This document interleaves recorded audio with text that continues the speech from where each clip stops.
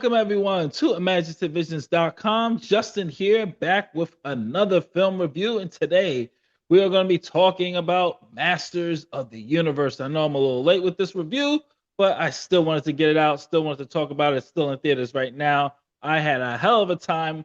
Now, just a little backstory with me, Masters of the Universe. I wasn't the biggest Masters of the Universe fan growing up.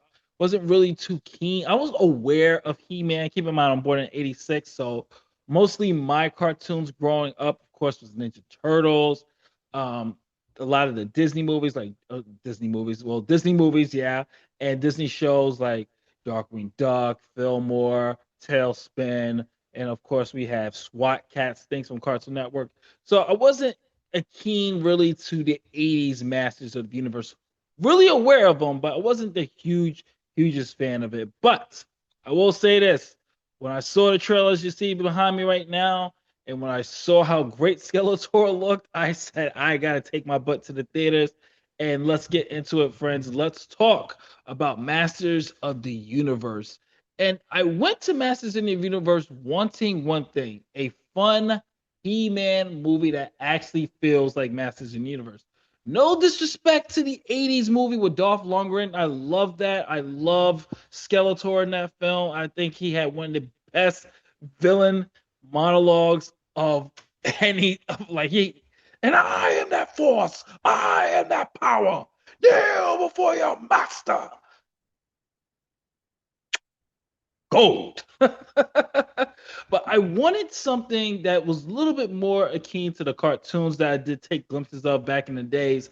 And I would have to say this: if you're a fan of the toy line, if you're a fan of the old school cartoon, and hell, even the early 2000s cartoon, you're gonna enjoy this film. This is not a movie trying to be embarrassed by what it is, and that's one of the biggest reasons I enjoyed it. Masters of the Universe works because it leans into the fantasy, the camp, the adventure, the spectacle, the larger in life characters.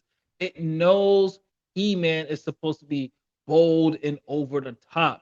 It knows Skeletor is supposed to be theatrical. It knows Eternia should be more colorful and not dark and dangerous like how it was like in the original.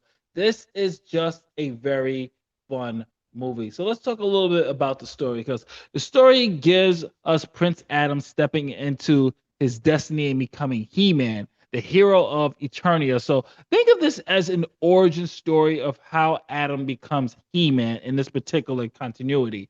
And yes, it follows a familiar hero's journey, but the structure fits this world. He-Man has always been about courage and responsibility and using strength to protect others. And the movie understands that. It gives Adam a real arc. And by the time he fully accepts who he is, it feels earned in that classic fantasy adventure way.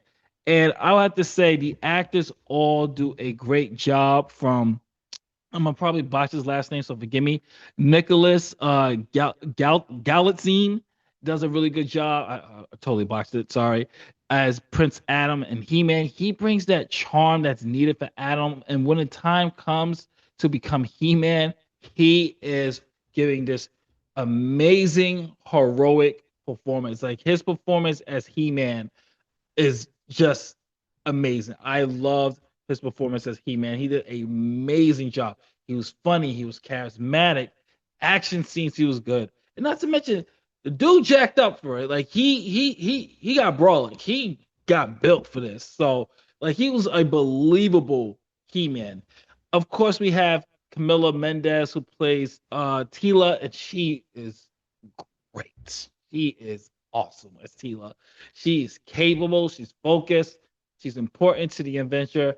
Idris Elba as Man at Arms, Duncan, is also wonderfully done. He does have kind of the cliche redemption arc. I'm not going to get into spoilers, but he does have the cliche redemption arc of someone that failed, ends up being an alcoholic, and then has to try to redeem themselves from their past failures. So it does follow a little bit of that particular redemption arc trope, but it worked for the particular character. And Idris Elba is great in everything he does, and he nails it here.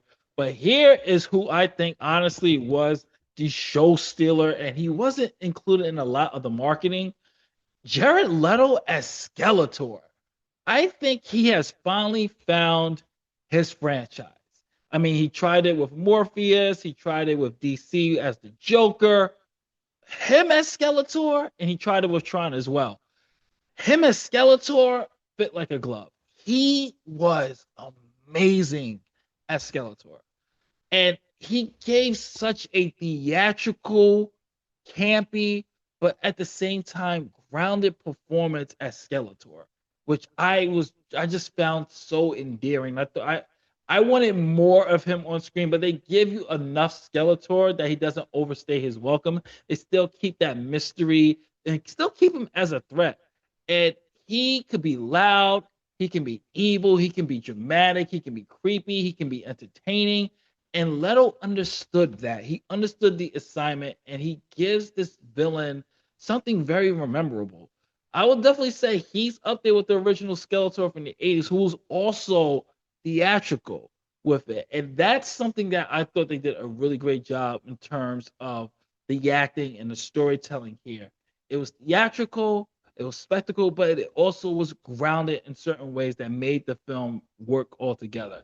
And all of that to say, the visuals also really helped sell the movie. Eternia looks big, imaginative, with cool costumes, fantasy weapons, creatures, and locations that make the world feel alive. And I like that the movie did not try to make everything dull or overly realistic. This is Masters of the Universe at the end of the day, and this is the minor spoiler I'm going to give you because I know for people who haven't watched the film or are probably waiting for it to hit Prime Video, you're probably wondering, did it do like the 80s did? Did it take most of the film and put it on Earth? I'm happy to report, minor spoiler, you're probably on Earth for the good first 20 minutes of the film, 20 to 25 minutes of the film.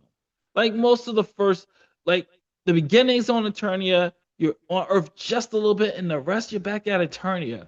And that's truthfully, that's all Masters of the Universe fans really want. They want it to be on Eternia. They wanted He-Man versus Skeletor. This movie delivers on that front. Now, I saw a lot of complaints with people complaining about the dialogue and some of the delivery here.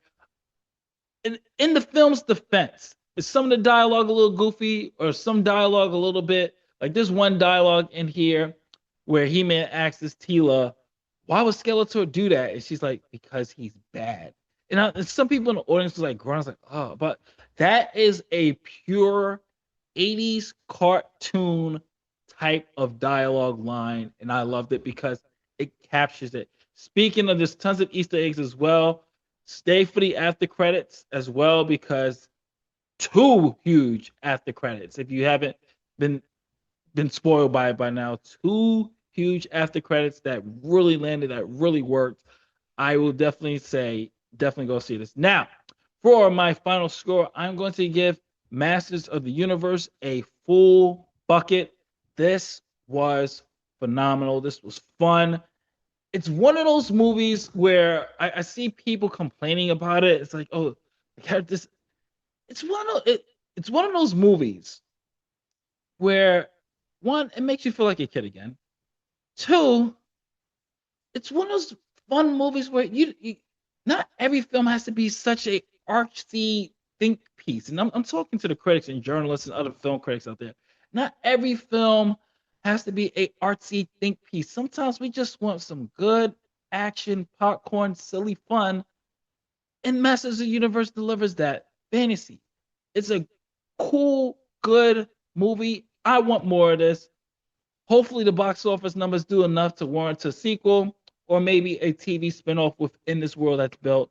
I say go check it out. I'm giving this a full bucket. This is Justin from Imagine Divisions for Movie Talks. If you like what we do here, hopefully we're earned your subscription. Please hit the like button, subscribe button, notification bell, full written review in the link description below. Thank you for supporting us. I'll catch you on the next movie review later days.